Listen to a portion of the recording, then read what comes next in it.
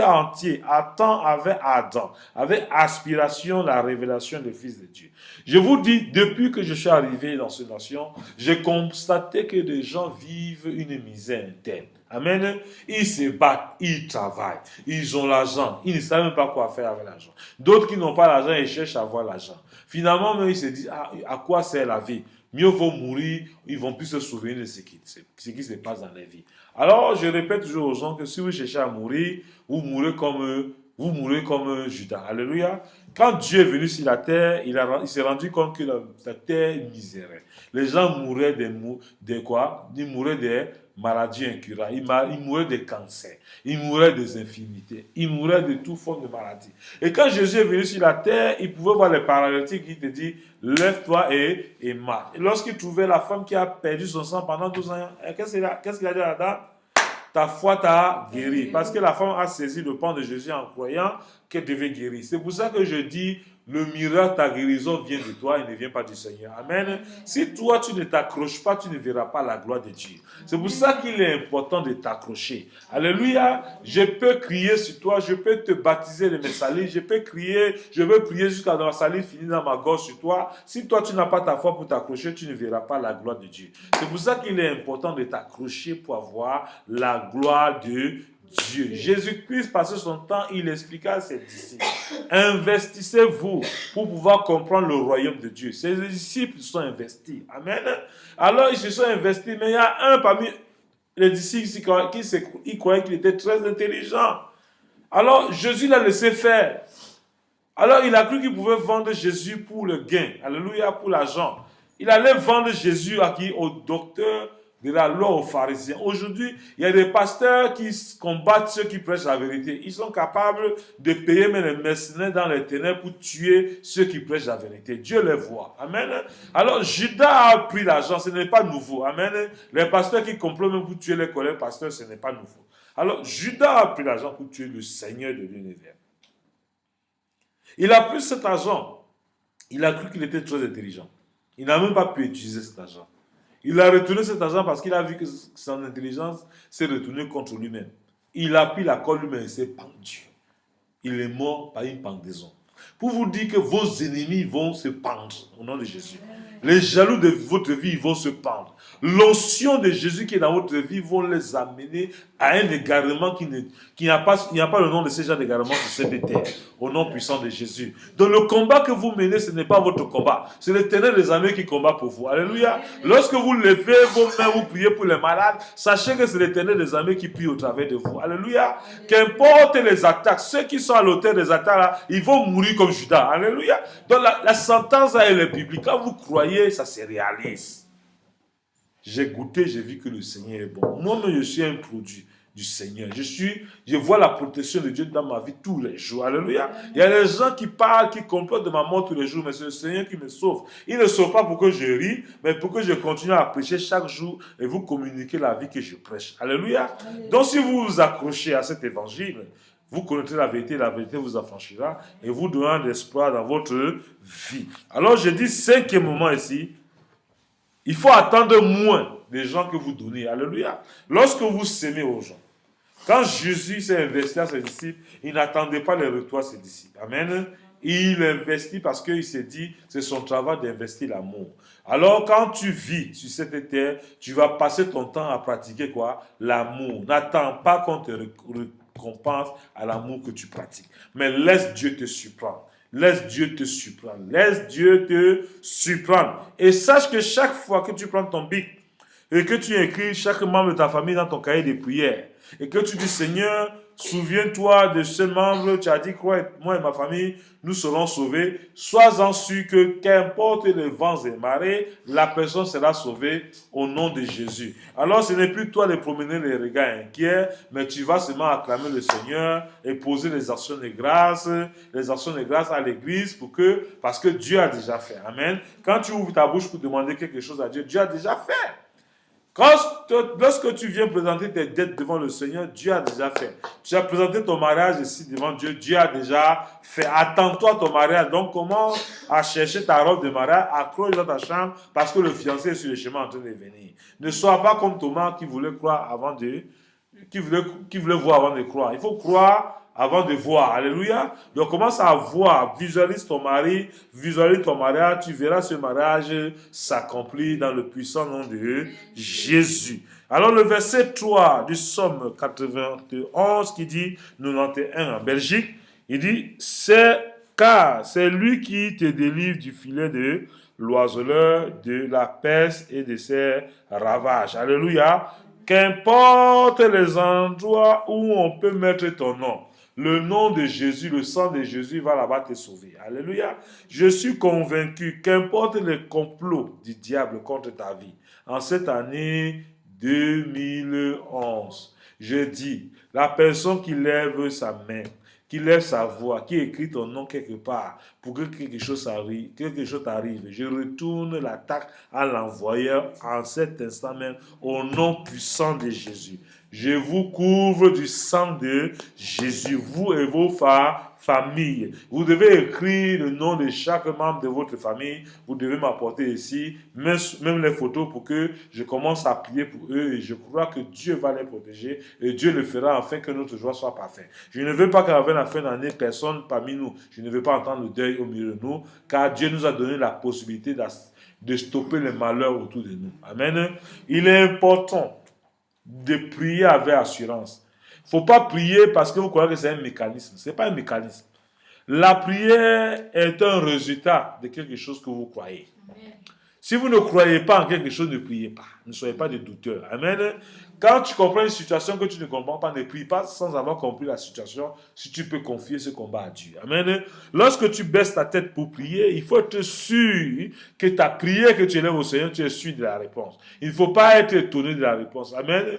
Ton Dieu, il est capable. Alléluia. Lorsque tu te lèves le matin, tu vas à la boulangerie, c'est parce que tu te sens capable d'acheter le pain, n'est-ce pas? De la même manière, quand tu pries, il faut sentir Dieu capable de répondre à la prière que tu lui demandes. Je bénis Dieu pour ma fille Guylaine. Voilà qu'elle est ici. Le diable voulait hypothéquer sa joie, avait enlevé sa joie. Alors Guylaine, chaque jour, ici, ma fille se plaint, papa, je n'ai pas offrande, je n'ai pas ceci. J'ai dit, hey, si tu n'appelles pas l'offrande dans ta vie, l'argent ne va plus venir. Amen. Enlève l'esprit de pauvreté sur ton chemin. Ma fille a commencé à enlever l'esprit de pauvreté et Dieu a commencé à honorer sa foi. L'argent qu'on lui devait depuis 2008, on a écrit pour dire viens récupérer l'argent qui était bloqué, son argent. Alléluia. Donc, je veux dire, il y a les témoignages. Alléluia. Sa propre maman qui ne croyait plus en elle a commencé à croire en elle, a commencé à lui confier le sujet des prières. Elle est dans une maison où elle se sentait ridicule, elle se sent maintenant devenir le centre angulaire. Alléluia. La pierre qu'on rejetait est devenue la principale. Alléluia. Donc pour vous dire qu'on peut vous rejeter, on peut tout faire, mais lorsque vous entrez dans le sentier de Jésus, vous devenez la principale dans la vie des gens. Amen. Ton copain t'avait abandonné, il ne croyait plus en toi, mais il va commencer à croire en toi parce qu'il ne va pas voir quelqu'un de meilleur que toi sur cette terre. Au nom de Jésus. Ton mari, où il est parti, il va revenir parce que j'actionne dans ta vie la puissance de Jésus dans ta vie. Amen. Amen. C'est comme ça qu'on va voir la gloire dans votre vie. Quand vous voyez votre papa, je suis le symbole de la bénédiction. Amen. Quand je sors, je dis, Seigneur, je veux un manteau. On m'appelle Dieu. On dit, oh papa, viens chercher le manteau. Je prends le manteau, je viens. Amen. Pour vous dire que Dieu dit de ne pas s'inquiéter. L'eau et l'argent appartiennent à Dieu. Le monde entier appartient à Dieu. Les gens que vous voyez en rue ne vous saluent pas là. Ils attendent quelqu'un qui va les rappeler que Dieu les aime. Alors ça dépend de la manière que vous communiquez l'amour là. Alléluia. Je sors d'une famille de blancs. Amen. Ils m'ont invité, ils étaient à table plus de 15 contre moi sur le noir. Alors je les ai regardés. Ils parlent, je leur réponds. Quand ils ne comprennent pas, je parle doucement. Alors il me dit, mais on ne les a jamais parlé comme ça. Je dis, non, Dieu vous aime. Dieu aime tout le monde entier. Il veut que partout où nous nous sentons chez nous. Ici, je me sens chez moi. Et quand je vous vois comme mes propres frères et sœurs. La seule chose que vous devez comprendre, c'est que la personne qui vous a créé vous a donné un guide. Quand vous achetez une télévision, vous lisez quoi, la notice pour lire. Pour savoir utiliser. Vous avez une notice pour utiliser votre vie. Vous avez utilisé comme vous voulez. Maintenant, vous devez revenir au Créateur pour prendre la notice qui est la Bible pour apprendre à vivre une vie qui est agréable à Dieu. Il dit, mais dans nos équipes, moi je suis catholique, je suis protestant. Il dit, je ne suis pas venu parler d'une religion ici. La religion tue. mais c'est l'esprit qui vivifie. Amen. Les premiers mercenaires sur la terre qui ont voulu tuer Jésus, c'est les religieux. C'est les docteurs de la loi, c'est les chefs catholiques, c'est les chefs protestants, les églises évangéliques, les nés de nouveau. C'est eux qui tuent les gens parce qu'ils croient que Dieu habite dans le bâtiment fait des mains d'hommes. Je dis non, Jésus-Christ a été le modèle. Lorsqu'il est venu sur la terre, il a laissé les docteurs de la loi, il a laissé tous ces gens-là, il a pris les pécheurs pour les amener à communiquer l'amour que ces docteurs de la loi qui étaient censés communiquer l'amour n'arrivent pas à communiquer. Amen. Alors les pécheurs ont commencé à donner l'amour, ont commencé à confondre l'intelligence et la sagesse des religieux. Les religieux sont ceux qui vont toujours dans la sultane, dans les églises, ils montrent qu'ils sont pieux, pourtant ils renient le maître en eux-mêmes. Alors, vous, si vous vous cachez derrière la religion, vous n'êtes pas différent des mercenaires dans la Bible qui ont tué Jésus. Il dit non, moi je ne suis pas mercenaire. Il dit voilà, vous parlez bien. Donc aujourd'hui, maintenant, nous parlons maintenant dans un terrain de convivialité. Amen. Jésus dit, moi je suis chrétien parce que je marche comme Christ. Alors ceux qui marchent comme Christ sont chrétiens. Amen. Alors ce n'est pas ceux qui vont à l'église qui sont référents, qui ont une référence des chrétiens. Donc je ne sais pas parce que tu vas à l'église que tu es chrétien. Amen. J'ai dit, même dans le Coran, la sourate dit, ils attendent quoi? Ils attendent le Fils de Dieu qui va venir, ils attendent Issa qui viendra juger les vivants et les morts. Même dans le Coran. Alors les religieux, ils pratiquent la religion sans pratiquer les écrits. Amen. Alors quand Jésus a commencé à communiquer, ces gens disent, ah mais c'est intéressant. Alors comment se faire pour suivre Jésus? J'ai dit, par exemple, si vous marchez comme moi, alors on dit, vous marchez comme Bruno. Vous parlez comme Bruno. Vous faites comme Bruno. Alors, si vous faites comme Jésus, vous marchez comme le Père de Jésus, on va vous appeler chrétien, parce que le nom de Jésus s'appelait Jésus-Christ.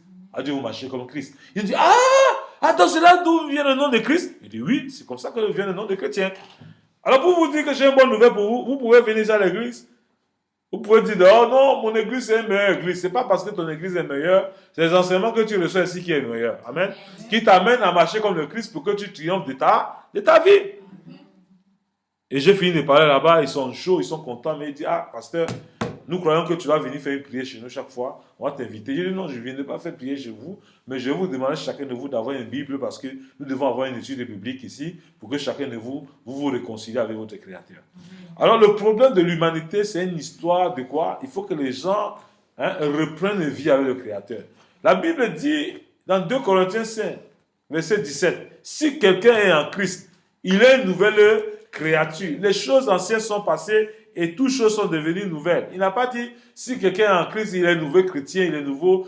Il n'a pas dit quand quelqu'un est dans une nouvelle église, il est chrétien. Non. Si quelqu'un est en Christ, il est une nouvelle créature. Donc les gens ont besoin de renouveler leurs relations avec Dieu. Ont besoin de renouveler leurs conversions avec Dieu. Ont besoin de se mettre à part avec Dieu. Et Dieu donne la possibilité à chacun de nous de se réconcilier avec lui afin de bénéficier des grâces qui découlent dans le nom de Jésus. Alors le nom de Jésus nous apporte que du bonheur, que du bonheur. Alors je n'ai jamais vu le nom de Jésus venir apporter le malheur dans la vie de quelqu'un. Il dit toutes choses concourent au bien de ceux qui aiment l'Éternel. Quand tu as Dieu, les difficultés viennent, c'est Dieu qui permet pour que sa gloire s'éclate au travers de ces difficultés-là. Mais quand les difficultés commencent à venir, mais ceux qui ne connaissent pas Dieu, ils disent crise économique. Toi-même qui connais Dieu, tu dis crise économique. Où on va? Ce n'est pas la crise économique qui a un problème, mais c'est toi qui as un problème. Parce que la crise ne peut pas te frapper, parce que la crise existe depuis. La crise arrive dans la vie d'un croyant quand il vit dans la désobéissance. Si tu n'obéis pas à Dieu dans tes offrandes, dans tes dîmes, tu vas vivre une crise financière. Tu n'obéis pas le respect de ton prochain, de tes aînés. Tu vas vivre une crise de quoi? De non-respect. Tu ne respectes pas la manière que tu parles sur les gens, comme ça on va parler sur ta vie. Tu auras le résultat de ta sémence. Ça c'est une crise de ta personne. Tu dois faire attention des choses que tu sors de ta bouche. Tu dois faire attention des jugements que tu portes sur les autres. Tu dois dire, ma vie doit être miel chaque jour. Ma vie doit être succès chaque jour. Mes enfants doivent réussir. Je suis le fils et la fille de Dieu. Si Dieu permet que je vis encore ici, c'est pour communiquer sa vie à quelqu'un d'autre. Tu ne dois pas vivre pour toi. Même les maris, même les femmes. Vous croyez quand vous avez connu votre femme, bien votre mari, il vous a aimé parce que vous vous présentez bien.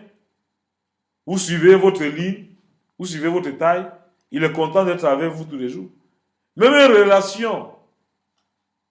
relation maritale doit être entretenue. Si tu n'entretiens pas une relation, elle va se détérioriser. Tu ne nourris pas un enfant comme il faut, il va mourir de kwashiorkor, de béri-béri. Si tu es un chrétien, tu n'entretiens pas ta vie spirituelle par les enseignements que tu reçois là, tu vas perdre ton premier amour. Et quand tu perds ton premier amour, tu vas parler du passé. Tu ne pourras plus jamais parler du présent. Tu vas dire avant, quand ils priaient comme ça, les démons tombaient. Quand ils priaient comme ça, ils avaient la joie. Mais maintenant qu'est-ce qui est le problème? Le problème de maintenant, c'est parce que tu ne te nourris plus comme il faut. Tu marches comme tu veux. Et tu es étonné que les choses t'arrivent. Ce que tu sèmes, c'est ce que tu moissonnes. Tu es avec ta femme, avec ton mari, elle-même dans la journée appelée ta femme. Dis chérie, je t'aime. Non, tu ne dis rien. Tu rentres le soir, tu es étonné que tu as le coup de poing. Pourquoi? Parce que le mot qu'elle attendait avant, elle n'entend plus. Tu dois entretenir ces relations. Tu avais des frères et sœurs à l'église. Tu dois appeler pour dire à ton frère, à ta sœur, ah, quand je te vois, je suis content. Tu dois entretenir ces relations-là. Le fait qu'on soit ensemble, nous devons entretenir. Nous devons nous appeler mutuellement. Ce n'est pas une seule personne qui doit appeler son frère. L'amour, la relation d'amitié s'entretient. Nous devons développer ce qu'on appelle l'entretien. Nous devons entretenir nos propos. Nous devons nous encourager. La Bible dit quoi? Il faut s'encourager. Vous ne vous encouragez pas. Vous ne vous intéressez pas à vos frères et sœurs. Et vous attendez à quoi? Le découragement va venir vous trouver. Il y a les gens parmi nous ici à l'église qui viennent, ils ne viennent pas, on ne les appelle pas. Si ce n'est pas le pasteur qui les appelle, non, il dit, le pasteur ne m'a pas appelé, il est dans son coin. Si le pasteur t'a oublié, toi aussi n'oublie pas le pasteur. Amen. De la même façon que le pasteur pense à toi, il faut penser à lui aussi. Amen. C'est comme ça que nous devons entretenir hommes et femmes, nous devons entretenir les relations. Les relations s'entretiennent. Jésus, quand il finissait de prier à la montagne, il descendait, il causait avec ses disciples. Amen. Il donnait des instructions. Ses disciples entre eux étaient ensemble, ils causaient, s'entretenaient, s'encourageaient. Et entre nous aussi, nous devons nous encourager. Nous devons nous intéresser au progrès de nos frères et sœurs. Nous devons prier pour leur progrès. Mais c'est dans la maison de Dieu que le diable entre même pour que nous, les frères et sœurs, on est jaloux du progrès de nos frères et sœurs. Et vous voulez que Dieu fasse les choses dans ta vie. La façon que tu es jaloux dans la vie de ton frère et ta sœur, c'est que tu ne veux pas voir Dieu accomplir dans sa vie. C'est la même chose qui va se faire dans ta vie. Parce que ce que tu sèmes, c'est ce que tu vas récolter. Tu dois veiller sur tes objectifs. Alors, lorsque tu te lèves pour prier, tu dois localiser ta prière avant de prier. Le combat, ça va être des combats réels. Ce n'est pas le combat imaginaire. Moi, je prie que la vie de ma famille s'améliore. Je veux voir mes beaux-parents heureux. Je veux voir mes parents heureux. Je veux voir les fidèles que je suis heureux et heureuse. Je ne veux pas vous voir célibataire, ça ne m'arrange pas. Je brise l'esprit de célibat avec ma dernière énergie dans votre vie. Je brise la pauvreté avec ma dernière énergie. Je vais vous voir prospère. Et la preuve de la prospérité dans votre vie, c'est la façon que vous donnez. Et plus vous donnez comme Dieu demande libéralement, Dieu va ouvrir les portes pour que vous soyez bénis. Que sert-il à un homme de gagner le monde entier s'il perd son âme? Si tout ce que tu as amassé là, tu perds, après tu meurs, tu laisses tout ça. C'est pourquoi? Hein? Il faut que ça monte ensemble avec ta prière. Amen. Je vous aime au nom de